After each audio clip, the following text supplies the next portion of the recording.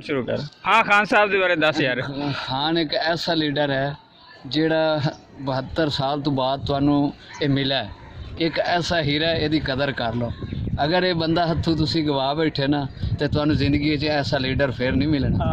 ਇਹ ਬਾਬੇ ਕਾਇਦੇ ਆਜ਼ਮ ਤੋਂ ਬਾਅਦ ਇੱਕ ਐਸਾ ਲੀਡਰ ਤੁਹਾਨੂੰ ਮਿਲਿਆ। ਅੱਛਾ, ਬਹੁਤ ਹੀ ਅੱਛਾ ਤੇ ਬੜਾ ਹੀ ਚੰਗਾ। ਨਹੀਂ ਤੇ ਜਿਹੜੀ ਮਹਿੰਗਾਈ ਹੋਈ ਉਹਦੇ ਬਾਰੇ ਜੀ ਦੱਸ। ਮਹਿੰਗਾਈ ਤਾਂ ਫਿਰ ਨਾਲ ਚੱਲਣੀ ਹੈ ਨਾ। ਕਿਵੇਂ ਇਹ ਫਿਰ ਕਿਉਂਕਿ ਪਿਛਲੀਆਂ ਹਕੂਮਤਾਂ ਨੇ ਬੜੇ ਬਜਟ ਯਾਰ ਗੱਲ ਉਹ ਪਿਛਲੀਆਂ ਕਹਿੰਦੀਆਂ ਖੁਦ ਪਿਛਲੀਆਂ ਨੇ ਕੀਤਾ ਸੀ, ਉਹਦਾ ਕੀ ਜਵਾਬ? ਨਹੀਂ ਉਹ ਜਵਾਬ ਯਾਰ, ਹੁਣ ਉਹਨੂੰ 2 ਸਾਲ ਹਾਲੀ ਮਿਲੇ ਨੇ। ਅੱਛਾ, ਤੇ ਤੁਸੀਂ ਹੁਣ ਕਿਸੇ ਪਾਸੇ ਚੱਲਣ ਦੀ ਹੋ ਤਾਂ ਆ ਜਿਹੜੇ ਵੱਡੇ ਵੱਡੇ ਡਿੱਡਾਂ ਇਹ ਤਾਂ ਗੱਲ ਠੀਕ, ਇਹਨਾਂ ਦੇ ਡੇਢ ਬਰੀ ਸੜ ਤੇ ਇਹ ਉਹ ਹਕੂਮਤ ਹੀ ਚੱਲਣ ਦੇਣਗੇ। ਸਹੀ ਹੈ, ਇਹਨਾਂ ਦੇ ਡੇਢ ਹਾਲੀ ਨਹੀਂ ਬਰੀਂਦੇ ਗੁੰਡੀਆਂ ਵਿੱਚ ਡਿੱਡਾਂ ਦੇ। ਠੀਕ ਹੋ ਗਿਆ। ਡੇਢਾਂ ਦੇ ਸਿੱਧੇ ਕਰ ਲੈਣ ਜਿਹੜੇ ਮਗਰ ਮੱਛ ਪੈਣ ਮੁਲਕ ਦੇ ਵਿੱਚ, ਇਹ ਸਿੱਧੇ ਹੋ ਜਾਵਣ ਤੇ ਹਕੂਮਤ ਆਟੋਮੈਟਿਕ ਸਿੱਧੀ ਹੋ ਜਾਏ। ਠੀਕ ਹੋ ਗਿਆ। ਇਹ ਸਾਡਾ ਮੁਲਕ ਤਰੱਕੀ ਕਰ। ਖਾਨ ਦਾ ਬੜਾ, ਖਾਨ ਜਿਹੜਾ ਆਪਣਾ ਇਹ ਬੜਾ ਇਮਾਨਦਾਰ ਬੰਦਾ ਹੈ ਯਾਰ। ਖਾਨ ਵਰਗਾ ਲੀਡਰ ਤੇ ਹੈ ਹੀ ਨਹੀਂ। ਹੁਣ ਤੁਸੀਂ ਛੋਟਾ ਖਾਨ ਵੇਖੋ ਜਿਹੜੀ ਕਰਪਸ਼ਨ ਡਬਲ ਹੋ ਗਈ ਮੁਲਕ ਇਹਨਾਂ ਨਹੀਂ, ਇਹ ਸਭ ਝੂਠ।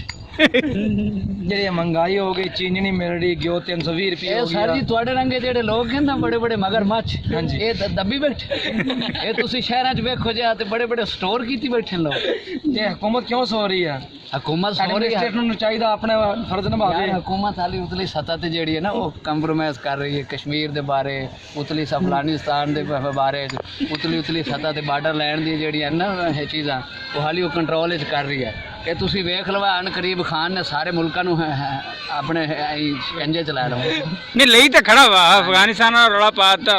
ਅਗਲੇ 5 ਸਾਲ ਵਾਸਤੇ ਤੂੰ ਕੀ ਕਹਿਣਾ? ਅਗਲੇ 5 ਸਾਲਾਂ ਵਾਸਤੇ ਇਨਸ਼ਾਅੱਲਾ ਸਾਡਾ ਮੁਲਕ ਬਹੁਤ ਤਰੱਕੀ ਜਾਵੇ। ਹਾਂਜੀ। ਖਾਨ ਨੇ ਮਾਸ਼ਾਅੱਲਾ ਬਹੁਤ ਤਰੱਕੀ ਕਰਨੀ ਹੈ। ਹਾਂ।